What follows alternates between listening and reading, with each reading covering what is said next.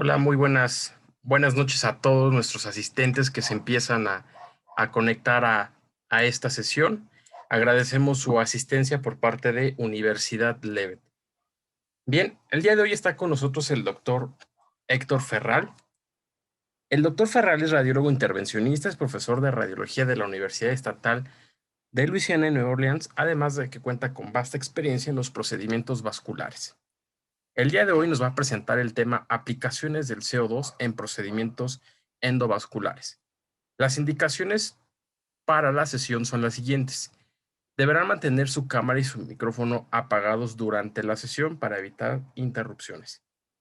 Si tienen alguna duda o comentario, pueden escribirlas en la sección de chat y al finalizar la sesión estaremos dando respuesta a cada una de ellas. Sean bienvenidos. A continuación, cedo el micrófono al doctor Ferrari. Buenas noches, muchísimas gracias. Y una pregunta, ¿me pueden escuchar bien? Sí, doctor. Adelante, doctor. Fuerte y Ok, claro. echamos para adelante. Ok. Bueno, como ya les mencionaron, yo soy Héctor Ferral, trabajo en Nueva Orleans, el lugar en donde aquí está una de mis fotos más recientes. Trabajo en Nueva Orleans para LSU, Louisiana State University, y trabajamos en un hospital que ven la fotografía aquí, es un hospital de tercer nivel, es trauma nivel 1, con lo cual nos llega todo el trauma de la ciudad de Nueva Orleans, que es bastante intenso. Entonces, un departamento de radiología intervencionista que es bastante ocupado.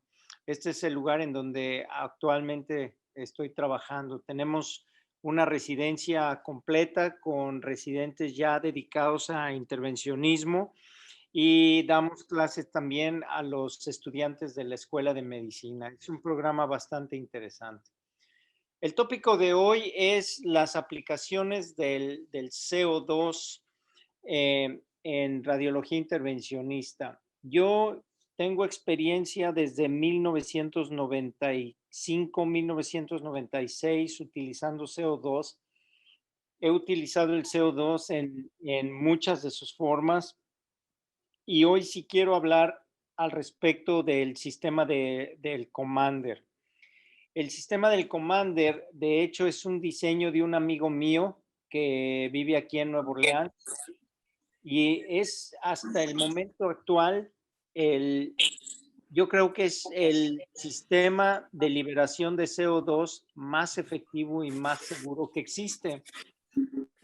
Aquí en esta fotografía de arriba a la izquierda podemos ver que es una caja muy pequeña que es fácilmente transportable. La pueden llevar al cuarto de angiografía y tenerla en la mesa de angiografía.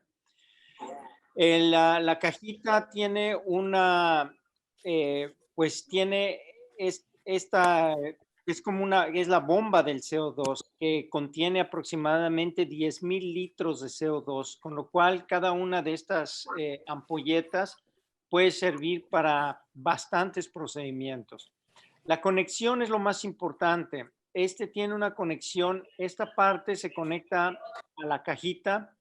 Aquí tiene una válvula de una sola vía, se conecta a llave de 4 vías, que de hecho este es muy interesante porque las partes hacia donde apuntan las patas son las partes que están abiertas. Entonces uno rota esta llave así contrarreloj para recibir el CO2. El CO2 se carga en esta jeringa, que es la jeringa más grande, es una jeringa de 60 mililitros. Ahí cargan el CO2 a baja presión y después con esta jeringa cambian otra vez la llave hacia la jeringa de 20 cc. Con esta jeringa de 20 cc succionan el CO2 que viene de la jeringa de 60 cc y después vuelven a darle la vuelta acá para poder lograr la inyección del CO2. Lo más importante es ver que estas jeringas estén bien conectadas para que no haya falla ni fugas de CO2 en este lugar. En el momento actual, este es el sistema más seguro para la utilización del CO2. Y quiero decirles que las complicaciones con CO2, como lo vamos a ver, básicamente están relacionadas a error del operador. Y vamos a hablar de eso también un poco, ¿no? A lo largo de los años, yo he aprendido que la peor forma de utilizar el CO2 es la forma en que la mayor parte de la gente lo utiliza. Es decir, la mayor parte de la gente carga el CO2 directamente del tanque a la jeringa. Y eso es una de las peores cosas que se pueden hacer, porque el CO2 es totalmente compresible. Entonces, si ustedes descargan CO2 directamente a una jeringa, directamente de un tanque, el CO2 que viene del tanque viene a presión. Con lo cual, digamos que ustedes tienen una jeringa de 20 cc y el CO2 que cargan en esa jeringa está a presión. Ustedes por necesidad van a estar agarrando el plunger de la jeringa contra la presión del tanque del CO2. Y en una jeringa de 20 cc, ustedes pueden acumular hasta 100, 200 cc de CO2. Con lo cual, cuando la inyectan, ustedes creen que están inyectando 20 cc y están inyectando 200, 150 cc de CO2. Es una de las peores cosas que pueden hacer. De hecho, por eso es útil el Commander, porque el Commander, como podemos ver aquí, me voy a regresar a la previa transparencia, todo esto se hace con un sistema de baja presión. ¿Por qué? Cuando aprietan este botón rojo, el CO2 se libera a través de este tubo y entra a la jeringa de 20 cc. Pero para cargar la jeringa de 20 cc es succión, o sea, el CO2 se succiona de la jeringa de 60. Con lo cual, aquí ya el volumen que se tiene en esa jeringa es muy aproximado al volumen real que ustedes están inyectando. Y como introducción les voy a decir que en realidad cuando utilizamos CO2 no se tiene que inyectar más de 10, 15 cc por inyección. El CO2 es totalmente diferente al contraste y ese es otro de los conceptos que les quiero comunicar el día de hoy. O sea, como vemos, utilizar un sistema cerrado como el sistema del Commander es ideal. Hay mucha gente que utiliza bolsitas de plástico y pueden hacer conexiones con bolsitas de plástico y eso se puede hacer. Sin embargo, el riesgo de usar las bolsitas es de que se les contamine el sistema. El sistema se contamina con aire y uno no se da cuenta porque, por supuesto, ni vemos el CO2 ni vemos el aire. Entonces, si el sistema de las bolsitas desafortunadamente se nos contamina con aire, al final del tiempo vamos a estar inyectando aire en lugar de CO2. El problema con el aire es que el aire tiene nitrógeno y el nitrógeno no se absorbe, con lo cual la bola o la bolsa de aire que ustedes inyectan al inyectar aire no se reabsorbe y eso es lo que causa los problemas con la inyección de aire. Cuando se utilizan CO2, esta transparencia nos da básicamente los 4 puntos básicos de la utilización del CO2. Aquí les repito, porque esto para mí es lo más importante. No carguen el CO2 en la jeringa directamente de un tanque. Eso definitivamente. El siguiente es siempre utilizar un sistema que sea cerrado, siempre mantener un récord de los volúmenes que se están inyectando y cuando se inyecta el CO2, revisar o sea, las adquisiciones hay que revisarlas con mucho cuidado para ver cómo se ha distribuido el CO2. El CO2 es un medio de contraste, pero no se comporta como el medio de contraste no iónico. O sea, no es un líquido, es un gas.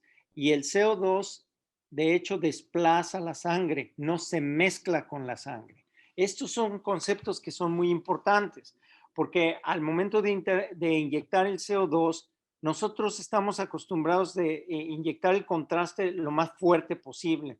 Y con el CO2 es totalmente al revés. El CO2 se inyecta gentilmente, no se inyecta con fuerza, porque el inyectar el CO2 con fuerza nos puede traer problemas, como lo vamos a ver.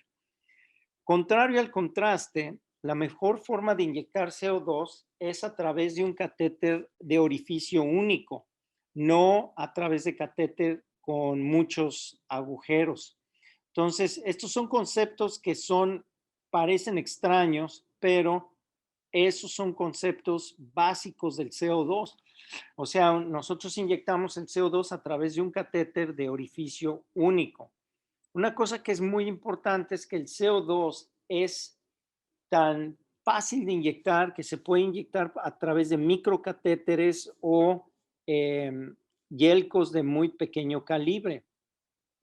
Y otra de las cosas es que el CO2 se distribuye completamente diferente al contraste.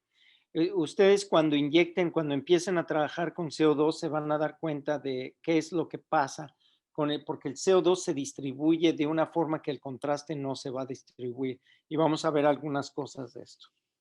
Ya entrando en las aplicaciones, les voy a enseñar básicamente casos, muchos casos diferentes, casos de trabajo arterial, trabajo venoso, trabajo en pacientes con hemodiálisis y en hipertensión portal. El primer caso que les voy a enseñar es un caso vascular periférico y aquí vamos a ir revisando las indicaciones para el uso de CO2.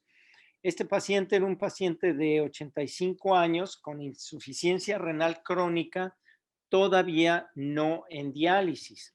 Esta es una de las principales indicaciones de CO2. Pacientes que tienen función renal limítrofe y que uno no quiere descompensarles la función renal con el medio de contraste no iónico, son los perfectos candidatos para CO2. Este paciente todavía no estaba en diálisis y de hecho, pues la meta es no llevarlo a diálisis, ¿no? Este paciente tenía una úlcera en el pie y ya había sido visto por dos médicos que según esto hacían procedimientos endovasculares. Esto es en Chicago, en mi trabajo previo. Y los médicos que lo habían visto le habían dicho que si le hacían una angiografía lo iban a matar y le habían recomendado al paciente amputación del dedo. El paciente se rehusó a ir a amputación del dedo y de alguna forma llegó a mi clínica. Aquí está la foto del pie del paciente. Esta es la úlcera que tenía en el segundo dígito del pie izquierdo. Y su angiografía se le hicimos exclusivamente con CO2, ni siquiera tuvimos que utilizar contraste. Aquí están las fotos de su angiografía, esta es la femoral superficial, se ve aquí tiene una estenosis, pero el principal problema es que tenía una oclusión del tronco tibio-peroneo, que lo vemos aquí. Este paciente lo que le hicimos fue una recanalización del tronco tibio-peroneo, angioplastía. Aquí está el resultado de la angioplastía. Esto es CO2, todo esto es con CO2 y al final del procedimiento le inyectamos únicamente 5 mililitros de contraste para ver cómo estaba la circulación distal. Después de reponerle el tronco tibio-peroneo, este paciente fue bastante mejor. Aquí tenemos antes de la intervención, después de la intervención, prácticamente cerrada la úlcera y este paciente estaba excelente, no le dañamos la función renal. Entonces aquí tenemos una de las principales aplicaciones, aplicación en pacientes con insuficiencia renal. Reparación de aneurismas, esto es otro área muy importante en el CO2 porque la mayor parte de los pacientes que tienen problemas de aneurisma tienen también problemas de la arteria renal y función renal limítrofe. Les voy a enseñar en mi previo trabajo en Chicago, hacíamos varios reparaciones de aneurismas aórticos con CO2 y con ultrasonido intravascular. Les voy a enseñar uno de los casos que hicimos. Otra vez un paciente ya de mayor edad, 78 años, con aterosclerosis, insuficiencia renal crónica, su creatinina estaba estable por varios años en 2.5 y tenía un aneurisma aórtico y también un aneurisma de la arteria ilíaca derecha. Entonces, este paciente lo discutimos con los cirujanos vasculares y hicimos la reparación del aneurisma en conjunto. Aquí tenemos la primera angiografía. Esto es un acceso por el lado izquierdo. El aneurisma de la ilíaca interna era del lado derecho. Hicimos la angiografía con CO2. Le hicimos la embolización con coils. Aquí está ya la ilíaca interna totalmente embolizada para poder poner el stent graft. Hicimos el stent graft con una combinación de guía con CO2 y ultrasonido endovascular. Se deposita el cuerpo principal, las extensiones ilíacas, y al final del procedimiento utilizamos únicamente 20 centímetros cúbicos de material de contraste iónico. Aquí está, esto es completo, tenemos buen sello arriba, buen sello abajo, no tenemos fugas. Esto es una reparación de aneurisma aórtico abdominal y reparación de aneurisma de ilíaca interna con básicamente CO2 y únicamente 20 cc de contraste, 30 cc de contraste, sin afectar la función renal de este paciente. También la venografía diagnóstica se puede utilizar el CO2. Esto es especialmente nosotros lo hacemos para los pacientes que tienen insuficiencia renal y van a ser sometidos a la creación de una fístula arteriovenosa. Con frecuencia estos pacientes han tenido catéteres en el pasado y para los cirujanos que van a crear la fístula arteriovenosa es importante conocer la anatomía de las venas de estos pacientes. Estos pacientes, las venografías se pueden hacer fácilmente con CO2, con un Yelco del 20, Yelco del 22, muy pequeñito, y hacemos la inyección, como les mencionaba antes, una inyección muy gentil con 10, 15 cc de CO2, y ustedes pueden ver la calidad de imágenes que tenemos. Esta es la vena cefálica aquí, drenando en la vena subclavia izquierda. Este paciente tenía un marcapaso y del lado derecho ya tenía otras creaciones de fístulas que habían fallado. Entonces, para ellos era importante ver qué es lo que tenía. Como podemos ver aquí, el detalle que tenemos con CO2 es impresionante, y aquí les podemos enseñar que este paciente tenía una estenosis de la vena cefálica en este lugar, con lo cual esta vena potencialmente no es utilizable para hacer la fístula porque íbamos a tener problemas acá. Otra cosa que les quiero mencionar es, vean lo que es la distribución del CO2. Esto muy probablemente jamás lo podríamos ver con contraste. Y eso es a lo que yo me refiero en que necesitamos entender cómo se distribuye el CO2, porque el CO2 al inyectarse se distribuye por todos lados. Y interesantemente, esta venografía se hizo a través de una vena dorsal de la mano e inyectando a través de un Yelco 22, para que se den cuenta de qué tan buenas imágenes se pueden obtener con CO2 a pesar de ser inyectado a través de una vena muy pequeña. Paciente con hemodiálisis. Aquí hay otra indicación para el CO2, pacientes que tienen reacciones alérgicas al contraste. Esta paciente que les voy a presentar aquí era una paciente de 68 años de edad que tenía una fístula arteriovenosa en el lado derecho que nos llegó trombosada. Esta paciente tenía alergia al medio de contraste y interesantemente su alergia no era inmediata, sino era una alergia tardía, y ella no respondía a la premedicación, con lo cual todos sus procedimientos de hemodiálisis se los hacíamos con CO2. Ella se presentó con sangrado excesivo a través de la fístula. Como pueden ver, esta fístula pues ya era una fístula ya de bastante tiempo, con dilataciones aneurismáticas de la vena, con estenosis a través del circuito venoso, y otras estenosis tándem. Esta era la vena cefálica, drenando aquí en la vena subclavia derecha, innominada, y vena cava superior. Entonces, esta paciente le hicimos una intervención con dilatación de todas las estenosis que tenía, y como no respondió bien a la angioplastía, le tuvimos que poner un stent. Le pusimos un Viavan que principalmente le solucionó todas las estenosis que tenía aquí. Y fíjense la buena calidad que podemos obtener con CO2. O sea, aquí en realidad ni siquiera tenemos que utilizar contraste.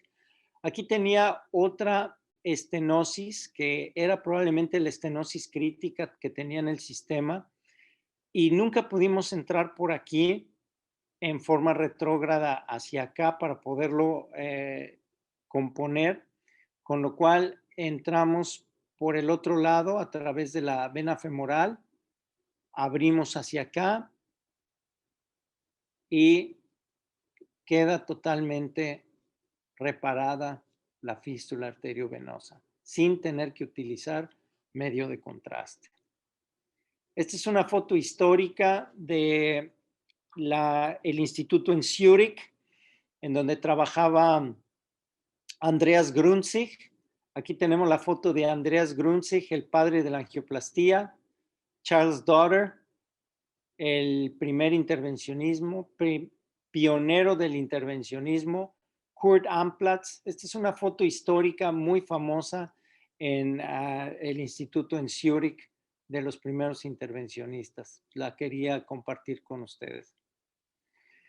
En la vena porta, también el CO2 es muy útil. Nosotros, o sea, yo personalmente todos mis procedimientos de TIPS los hago con CO2, y ya tengo un sistema bastante que lo llevo utilizando ya como desde hace 10, 15 años para marcar la vena porta durante los procedimientos de TIPS, y exclusivamente uso CO2 para hacer todos mis TIPS.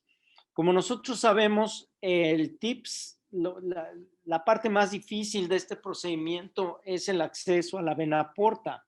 Y hay, como ustedes lo pueden saber, varias formas, varias técnicas de localizar la vena porta durante el procedimiento. Hay gente que le gusta meter una guía a la vena porta y de ahí picar con guía fluoroscópica, utilizando contraste también, utilizando CO2, que esto es lo que yo hago. Ahora se ha puesto mucho de moda el utilizar el ICE o el ultrasonido intravascular. Varias técnicas. La verdad es que haciéndolo con CO2 es una de las formas más fáciles de hacerlo, es bastante barato y es bastante rápido.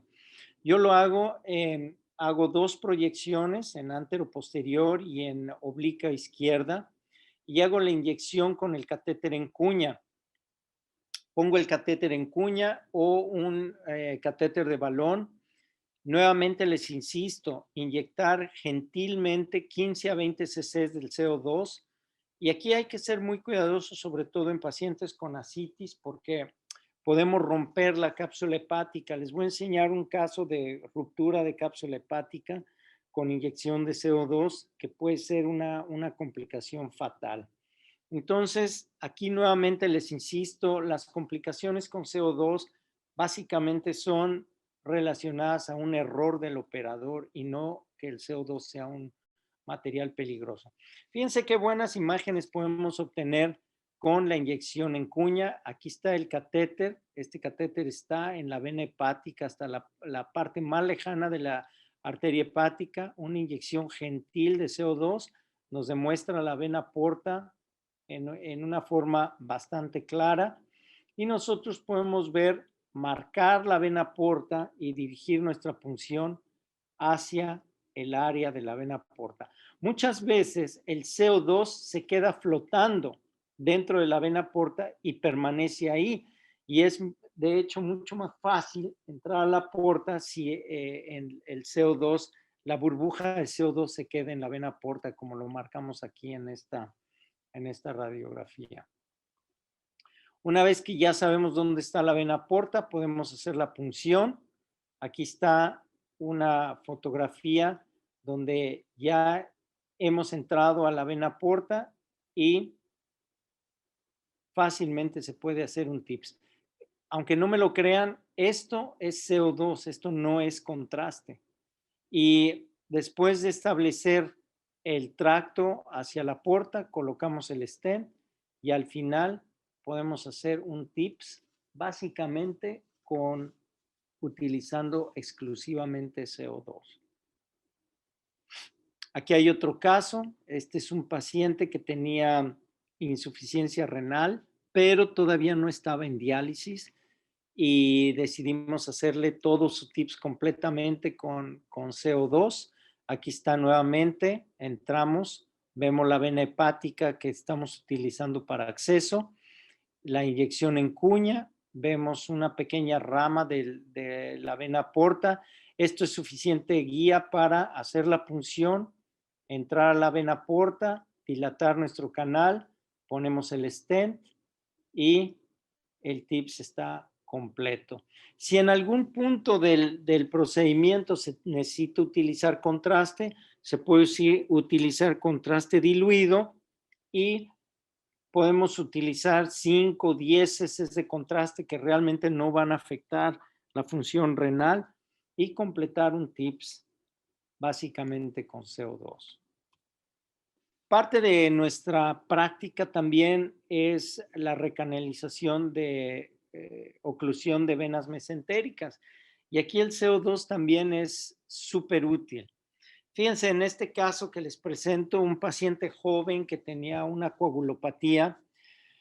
Inicialmente se presentó con una trombosis de la vena porta. Le tuvimos que hacer un TIPS para abrirle la trombosis de la vena porta. Sin embargo, se nos ocluyó 2 años después del TIPS y desafortunadamente la trombosis se le extendió hacia la vena mesentérica. Para recanalizarle el TIPS nos metimos por la vena yugular, le recanalizamos el TIPS. Esta es una inyección con contraste aquí. Y fíjense aquí cómo entramos en el catéter. Esta es la vena mesentérica inferior. Entonces, aquí estaba la disyuntiva si le queríamos extender el stent hacia la vena mesentérica inferior o no. En ese momento se nos ocurrió utilizar el CO2 y aquí podemos ver, esta es la maravilla del CO2. Fíjense ustedes cómo está la distribución de CO2 y nos demuestra una vena completamente diferente que es esta. Y esta es la vena mesentérica superior, de hecho. Entonces, al encontrar esta, nos fuimos, en vez de recanalizarle el TIPS hacia la vena mesentérica inferior, que nosotros pensábamos nos iba a dar menos permeabilidad, insistimos en entrar aquí a la vena mesentérica superior y este es el resultado final con el TIPS completamente permeable después de haber extendido hacia la vena mesentérica superior. Sin el CO2, esto no hubiera sido posible. Aquí tenemos la evidencia. Una vez que entramos, este catéter entró inicialmente a la vena mesentérica inferior. Estas inyecciones con CO2 fueron hechas a través de este catéter en esta localización, lo cual nos indica otra vez, el CO2 se distribuye por muchos lugares que nosotros ni siquiera nos estamos imaginando que se puede distribuir. Pero si nosotros entendemos cómo funciona el gas y qué es lo que nos está diciendo este gas, podemos entender mejor la situación y dirigir mejor nuestra intervención. Vamos a hablar un poco de las complicaciones y cuáles son las precauciones que tenemos que tener. O sea, las complicaciones sí ocurren, pero en mi experiencia las complicaciones están relacionadas directamente a un error del operador. Quiere decir que nos distraemos y nos dejamos que el sistema se nos contamine con aire o utilizamos el CO2 a través de una fuente que es subóptima, como les mencioné al principio de la plática, directamente cargándolo del tanque o utilizando bolsas que no tienen válvulas de una sola vía o que se nos pueden desconectar, con lo cual el sistema se nos contamina con aire. También otro factor para complicaciones, para error, es el no entender cómo funciona el gas. Con lo cual, hay mucha gente que dice, lo que pasa es que el CO2 no es safe, no es seguro, es peligroso. No, el CO2 no es peligroso. Lo que es peligroso es el operador que no entiende cómo tiene que manejar el CO2. Eso es lo que yo he aprendido a través de los años. Esta es una de las peores complicaciones que he visto y desafortunadamente este caso yo estaba participando, pero el que hizo la inyección de CO2 fue mi residente y pensando que esto era como contraste, pues ahí es donde viene mi error como un agente que está supervisando a un residente. No le dije que tenía que hacer la inyección suavemente. Esta es una inyección con fuerza de CO2 y como podemos ver aquí, el CO2 está totalmente extravasado en todo lo que es el interior de la cápsula del hígado. Esta es una complicación potencialmente fatal en un TIPS y de hecho este paciente sobrevivió al TIPS, pero se murió como 2 semanas después y yo todavía pienso que ha sido posible que se murió por esta complicación. Entonces, tener cuidado, la inyección del CO2 siempre es gentil, no puede ser con fuerza porque si es con fuerza vamos a tener complicaciones. La otra complicación es cuando utilizamos el CO2 en diálisis. Aquí vemos cómo podemos tener reflujo del CO2 al inyectarlo en una fístula de diálisis. Hay que tener esto, lo publicamos en JVIR, esto está publicado en JVIR y lo pueden revisar porque en este artículo describimos con detalle cuál fue la complicación. Básicamente el CO2 se puede utilizar en una forma segura siempre y cuando se utilice por debajo del diafragma. Esto es en aplicaciones arteriales. Nosotros no podemos hacer inyecciones en las arterias braquiales con CO2 porque corremos el riesgo de que el CO2 haga reflujo hacia las arterias del cerebro. Y aunque en teoría el CO2 se puede reabsorber, hasta el momento actual está contraindicado utilizar el CO2 en arterias por arriba del diafragma. Sin embargo, sí se puede utilizar en las venas del brazo, pero si utilizamos en las venas del brazo en pacientes con hemodiálisis, tenemos que prestar mucha atención a que no se nos vaya el CO2 en reflujo de las venas de la fístula de diálisis hacia las arterias de la fístula de diálisis. ¿Qué es lo que pasa en esta foto que tenemos aquí?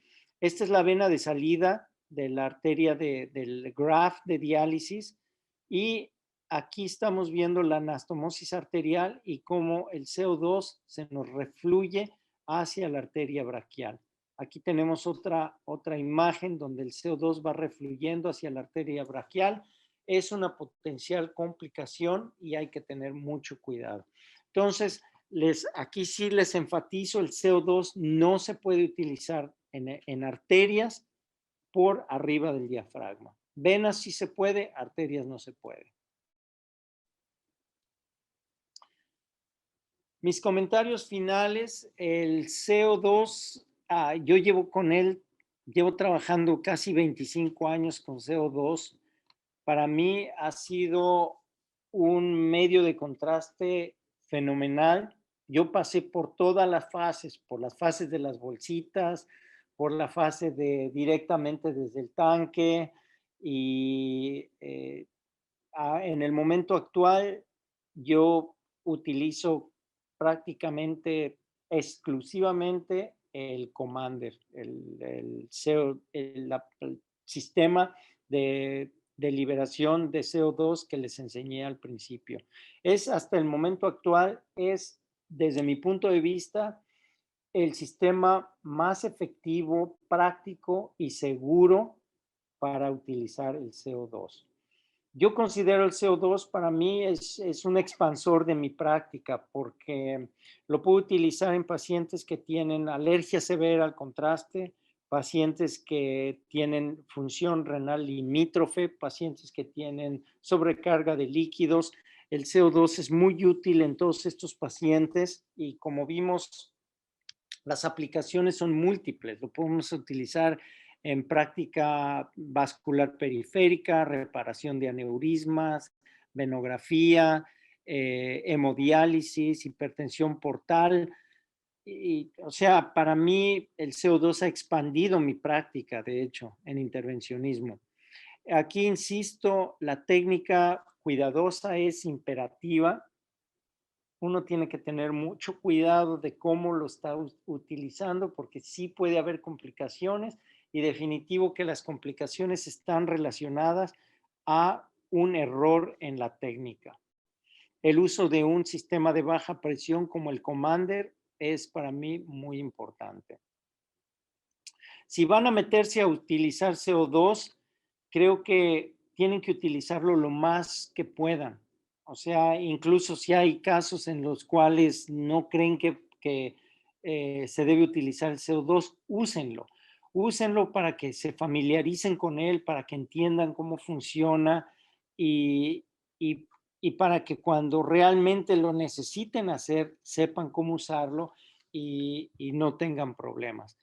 Para mí, si hagan de cuenta, si no me prestaron atención en toda la plática, no me importa. Lo único que sí me importa es, si les quiero dejar un mensaje después de esto, es no usen CO2 si están cargando sus jeringas directamente del tanque. Eso sí es algo que no deben hacer. Desde mi punto de vista, esto es mala práctica. Eh, Otra vez, desde mi punto de vista, el CO2 es bastante seguro. Si lo saben utilizar, es reproducible. Es bastante barato, de hecho, y es un medio de contraste que lo podemos tener en el armamentario para utilizarlo en muchas situaciones clínicas y si lo sabemos utilizar nos puede sacar de muchos problemas. Pues eso es todo lo que tengo que enseñarles y no sé si hayan preguntas. Tenemos tiempo para preguntas. Muchas gracias, doctor. Bien, vamos a dar inicio a la sesión de las preguntas. Por favor, vayan levantando la manita para que podamos ir cediendo la palabra y puedan participar en la sesión. ¿Hay algún tip que nos puedas compartir para tener una imagen distal buena? Sí, ¿me estás hablando de vascular periférico? Sí, doc. Sí, cuando tú ves que el CO2 no se distribuye bien, probablemente hay dos cosas que previenen que el CO2 llegue adecuadamente hacia las partes más distales de la pierna. Una es el bajo, o sea, una baja fracción de eyección, pacientes que tienen muy lento el flujo por una baja fracción de eyección. Entonces, el CO2 se mueve muy lentamente hacia las partes más distales. Ahí lo que yo hago es llevar un catéter pequeño, puedes llevar un 4 French o puedes llevar un catéter 0,18 de recanalización, lo más distal que puedas. Y otra de las cosas, o sea, y puedes inyectar el CO2 desde el microcatéter si tú quieres, cuando ya lo llevaste distalmente. Y la otra es elevar la pierna.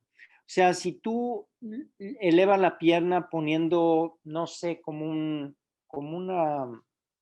una almohada o toallas por debajo, de tal forma que el pie está relativamente elevado con respecto al torso, la distribución del CO2 puede mejorar.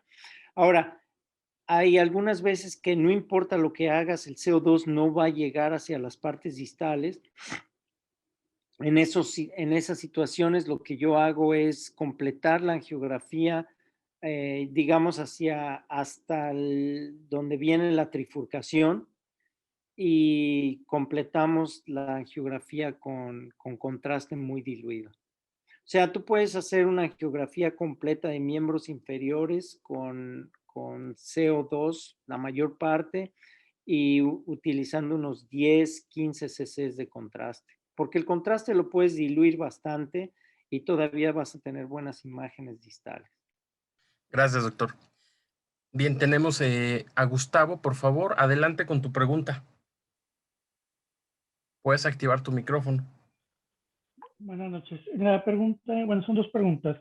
Una de las primeras preguntas es ¿en qué forma se utiliza el aparato de rayos X, en fluoroscopía o en sustracción digital?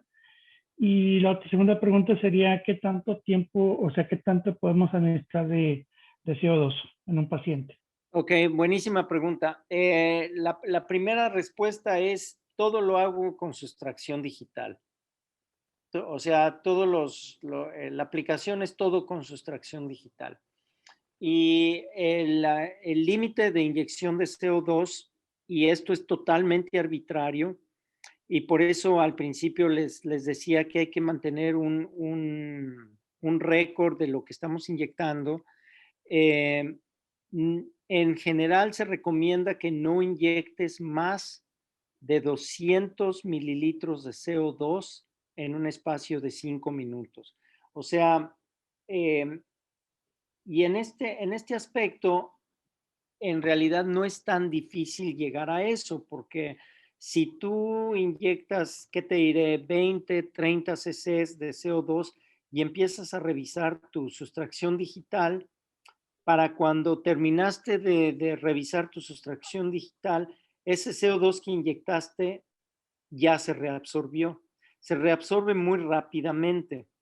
Yo te recomiendo que cuando estás utilizando CO2, antes de hacer una segunda inyección, hagas fluoroscopía para que veas si hay alguna burbuja de CO2 todavía remanente. Si ves una burbuja de CO2 remanente, recomiendo que no vuelvas a inyectar, porque lo que pasa es de que si volvemos a inyectar, esa burbuja de CO2 se puede convertir en una burbuja más grande. Y entonces lo que sucede es que se genera un fenómeno que se llama el vapor lock. Y el vapor lock es básicamente una burbuja de CO2 que no se reabsorbe. Entonces, como les mencioné antes, el CO2 no se mezcla con la sangre, sino que desplaza la sangre. Entonces, si tenemos una burbuja que no se ha absorbido, el problema que puede generar eso es de que puedes generar isquemia. Esto es súper más importante en angiografía visceral y también en aneurismas, porque en los aneurismas, como el diámetro de la arteria es tan grande, el CO2 se deposita en la parte más alta del aneurisma, o sea, en la parte anterior, la cara anterior del aneurisma.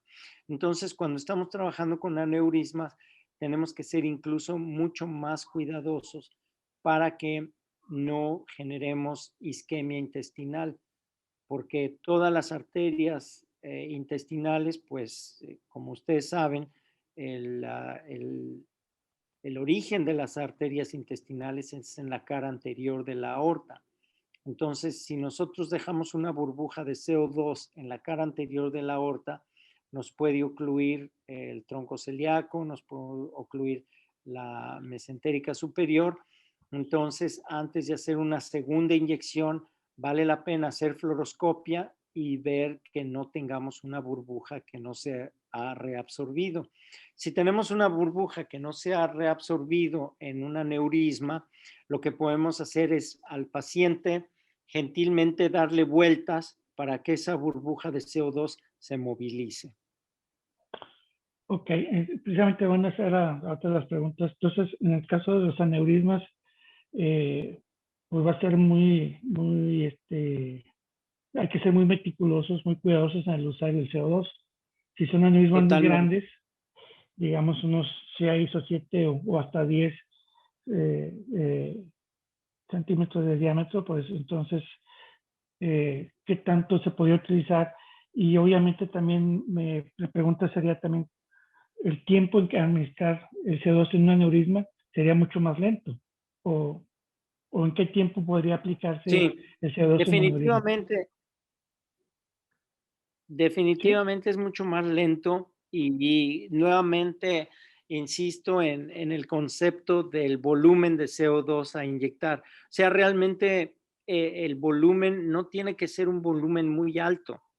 Es muy interesante cómo uno puede inyectar bajo volumen de CO2 y de hecho tener muy buena opacificación. Ahora, también les tengo que decir que hay casos en los que el CO2 pues no va a funcionar muy bien. Por ejemplo, en pacientes que tienen mucho gas intestinal y estamos haciendo angiografía visceral, ese es el gran enemigo del CO2, es el gas intestinal. Y una de las formas que podemos trabajar alrededor del gas intestinal es ya sea comprimiéndolo con la mano para redistribuir ese gas intestinal o utilizando glucagón para paralizar el intestino. El glucagón pueden utilizar 1 miligramo de glucagón intravenoso y el glucagón intravenoso paraliza el intestino y nos puede ayudar a mejorar las imágenes de CO2 en el abdomen. Ok, gracias, doctor. Excelente plática. Gracias. Muchas gracias. Bien, doctor, pasamos a la siguiente. Tenemos a Roberto Bolio. Adelante, por favor, puedes activar tu micrófono. Hola, Doc, buenas tardes, noches. Me llamo Roberto Bolio, fue muy interesante su plática. Muchas gracias. Me gustaría saber si tiene alguna experiencia o si tiene alguna valoración en cuanto a algún beneficio de usar el CO2 en casos, por ejemplo, de un tumor que esté presente. Fíjate que esa es una pregunta muy interesante. Yo no he utilizado CO2 en trabajo de oncología, pero sí sé que se puede utilizar para localización de tumores. Yo personalmente no lo he utilizado, pero sí he tenido conversaciones con otras gentes que lo han hecho. Sobre todo en personas que tienen acceso a... Desafortunadamente no sé cómo se dice en español, aquí sí me van a tener que disculpar, pero el Cone Beam CT o Dyna CT, que es básicamente en angiografía, haces los spines con el brazo en C y obtienes una imagen similar a un CT. Entonces hay gente que sí está haciendo CO2 en tumores con el Cone Beam CT para localizar tumores. Pero yo honestamente no tengo experiencia con eso. Ok, Doc, muchas gracias. Muy bien, gracias, doc. Nos hacen llegar otra pregunta a través del chat. Nos dicen que ¿en cuánto tiempo se absorbe? El CO2 se absorbe inmediatamente, a pesar de que, bueno, inmediatamente eso es en teoría, pero precisamente en algunas situaciones en las cuales ya sea la circulación o la anatomía no son favorables, puede llevar más de 1 minuto, 2 minutos para que se reabsorba el CO2. Si uno inyecta CO2 y ve que la burbuja de gas no se disuelve, mi recomendación es que chequen y vean que no tienen fugas en el sistema, porque puede ser que estén inyectando aire y no estén inyectando CO2. Eso es un concepto muy importante porque uno, como les dije, tú no te puedes dar cuenta de que se te contaminó la jeringa con aire porque no vas a ver ni el CO2 ni el aire tampoco. Entonces, esa es mi recomendación. Si uno piensa que está inyectando CO2 y vemos que una burbuja no se disuelve en 1 minuto, 2 minutos, hay que checar todas las conexiones, estar seguros de que no estamos inyectando aire. De acuerdo, gracias, doctor. Vamos a dar un par de segundos por si nos llegan con otra pregunta. Igual recuerden que pueden activar su micrófono, levantan la manita y cedemos el micrófono. Bien, nos llegó otra pregunta, doctor. Nos dicen que si hay una dosis máxima a utilizar por paciente. No, no hay dosis máxima a utilizar por paciente. La dosis máxima que les mencioné es en un lapso de 5 minutos. O sea, en realidad la recomendación es no inyectar más de 200 cc de CO2 en 5 minutos. Si tú pasas esa regla, de ahí en fuera no hay una dosis máxima de CO2.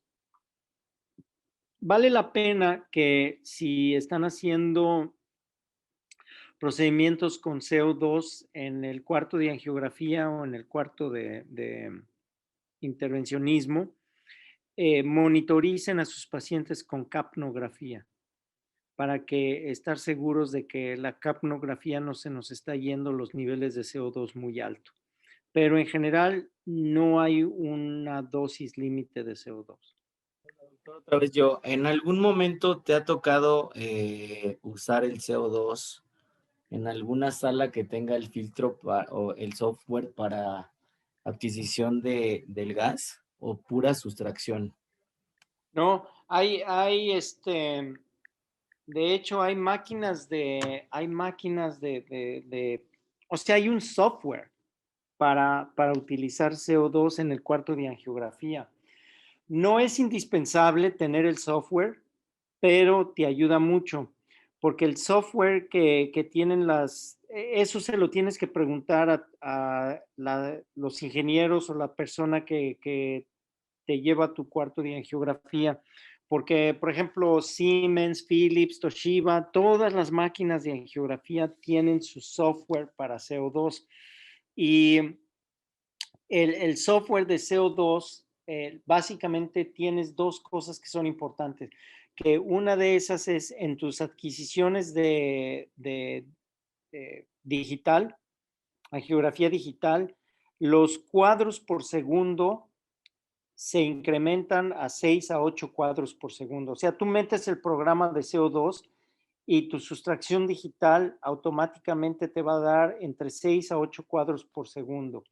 Y la otra parte del software es la posibilidad de juntar imágenes.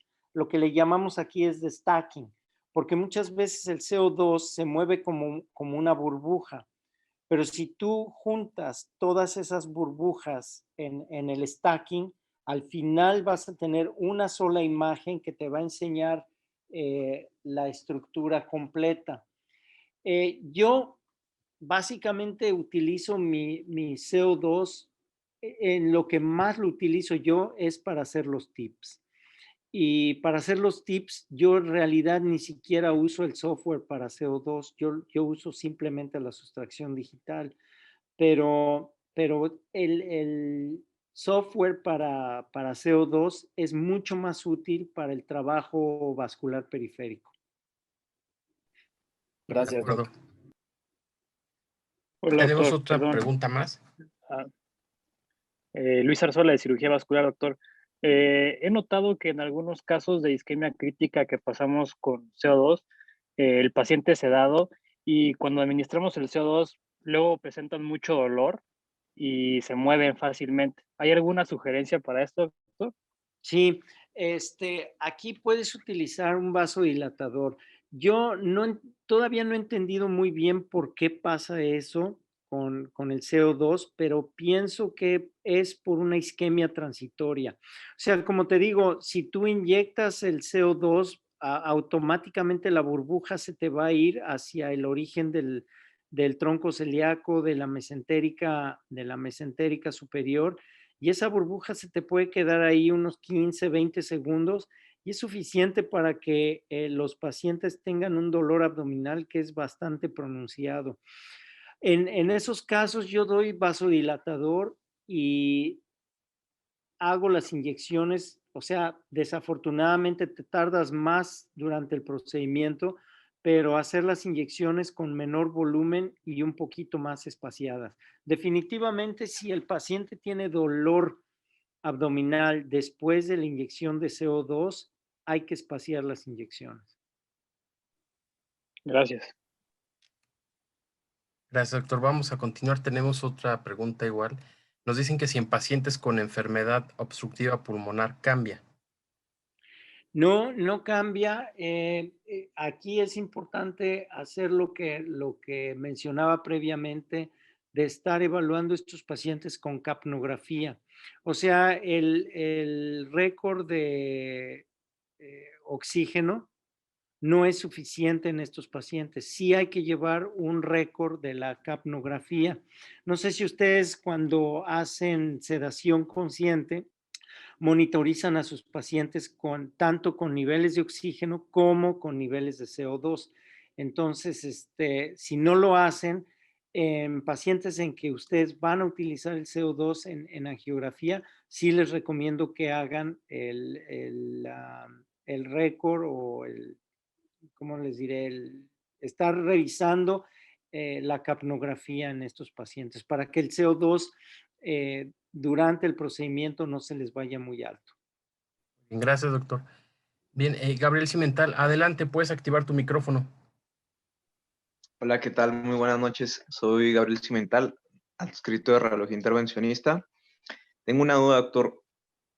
Son dos dudas técnicas, más bien. Usted, ahorita vi el tips que presentó, se me hace buena angulación con la cual colocó la prótesis. Es difícil adquirir esa angulación para que pase bien el viator. Sin embargo, una de mis dudas es, ya ve que usted adquiere la adquisición API oblicua con CO2. La técnica después de sigue utilizando usted el colapinto allá en Estados Unidos, en Chicago, o bien hace la fractura de la suprahepática y accede con ultrasonido. Y otra de mis dudas es cómo hace perdón por la nunca he utilizado CO2, pero cómo hace la sustracción para la adquisición de vena porta. Ese es simplemente bueno, te contesto. Yo nunca utilizo ultrasonido para hacer acceso en la porta durante un TIPS. Lo hago exclusivamente con CO2. Entonces, lo que hago es que pongo el catéter. El catéter puede ser un catéter multipropósito, 5 French. Lo llevas de la vena. Yo trato de entrar a la vena hepática derecha, lo llevas a la parte más distal, lo pones en cuña, el catéter lo pones en cuña, checas con mucho cuidado de que el catéter esté en cuña y ya que sabes que ese catéter está en cuña, haces la inyección de CO2. Yo inyecto 10, 12 cc de CO2 muy lentamente con el catéter en esa posición en cuña y lo hago en antero-posterior y en oblicua izquierda. Yo cuando hago esto lo hago con sustracción digital. O sea, los tips que yo los hago con anestesia general. Entonces, cuando voy a hacer la sustracción con CO2, le pido al anestesiólogo porque todos estos pacientes están paralizados, entonces yo le pido al anestesiólogo que pare completamente la respiración, así no se está moviendo el abdomen del paciente y hago una sustracción digitálica que es 5 o 10 segundos. Y con eso tengo suficiente para tener buenas imágenes como las que viste en la plática. No sé si esto contesta tu pregunta. Sí, pero también me gustaría saber cómo hace el acceso. ¿Lo sigue haciendo con colapinto? No, yo uso el Roche Shida. El Ok. sistema de Cook, el Roche Shida. Es el que siempre Sí, he ya. utilizado. Ok. Sí, porque ahorita actualmente cuando estuve en nutrición, el doctor Guerrero nos enseñó a hacer la conexión de suprahepática derecha fracturándola y conectándola directamente a porta con ultrasonido. Ujú. Eso nos ha facilitado mucho el acceso directo a Porta, pero es bueno porque así te ahorras la portografía indirecta disparando hacia vena mesentérica superior, haciendo ese disparo con CO2. O sea, se me hace una buena técnica utilizar CO2 para la planigrafía portal Ujú. y después utilizar ultrasonido para la fractura de suprahepática derecha y conexión. O ¿El sea, se me hace un ultrasonido que excelente. usas es intravascular? No, es ultrasonido convexo. Ujú, Centras la suprahepática derecha, ujú. lo angulas para que se vea la porta y bueno, hay que tener pues buena dirección para hacer la conexión, pero eso ahorrado tips en menos de 30, 40 minutos. Pues te Algo muy felicito. bueno, pero lo que usted acaba de mostrar del CO2 en su prepática derecha, se me hace muy, muy bueno hacerlo para una planigrafía de porta. A mí me sirve mucho, es lo que más me ha servido a mí. Se me hace excelente idea porque ahorras mucha anatomía, ahorras mucho trabajo, ahorras mucho tiempo y da muy buena calidad de imagen. Ahorita, ¿tú dónde estás Ujú. trabajando? Yo soy alumno del doctor Horacio Lozano, Ah, creo que usted okey. ya me conoce Sí, sí, sí, sí. y he estado rotando en muchos hospitales y he adquirido diferentes técnicas y he tratado de fusionar las diferentes técnicas. Yo estoy en el Sí, Hospital Ángeles Lomas, pero he tratado de juntar las técnicas para resumir tratamientos. sí. Y pues, ahorita soy aficionado al tips, Qué entonces bien, qué bien. eso que me acaba de abrir la mente. Ujú. Salúdame mucho al doctor Lozano, por favor. No, igualmente, un abrazo. Gracias. Gracias. Muy bien, doctor. Tenemos una última pregunta. Nos dicen, comentó que la inyección de CO2 debe ser lenta. ¿Cuál sería esta velocidad por minuto? Eso es muy difícil de contestar porque realmente tú puedes hacer muchas pruebas, ¿me explico? Y como puedes inyectar, de hecho, tanto CO2, tienes opción de hacer varias cosas. Lo más importante es no inyectar con fuerza, porque el CO2 no se necesita inyectar con fuerza. Entonces, definitivamente el CO2 tiene curva de aprendizaje. Entonces, tú te vas a ir dando cuenta de qué tanto puedes inyectar eh, y qué volumen puedes inyectar y a qué velocidad puedes inyectar. Muchas veces yo inyecto muy despacito y veo que no pacifiqué nada. Entonces, la siguiente inyección, pues la hago un poquito más rápido. Pero lo que sí es muy importante es no inyectar con fuerza, porque el CO2, pues no es contraste, ¿me explico? Entonces, muchas veces tú vas a ir adquiriendo tu propia forma de utilizar el CO2 y vas a ir generando tus imágenes a tu gusto y o sea, a tu gusto y a tu estilo. Y ahí es donde está la curva de aprendizaje. Y definitivamente el CO2 es un medio de contraste que tiene una curva de aprendizaje. Hay que estarlo utilizando, hay que estarlo usando para conseguir mejores imágenes. Eso no hay duda. Pero como tal, así una respuesta específica de tienes que inyectar 3 cc por segundo o por minuto, no te puedo dar una respuesta así. De acuerdo. Muchas gracias, doctor. Ujú. Bien, pues ya no tenemos más preguntas. De ser así, vamos a dar entonces por terminada nuestra sesión. Muchísimas gracias por su atención. Muy bien. A nombre de Universidad Levet, damos nuestro reconocimiento y felicitación al doctor Héctor Ferral por esta excelente participación. A nuestros asistentes también les damos las gracias por haberse conectado y los invitamos a estar pendientes de las próximas sesiones. Hasta la próxima.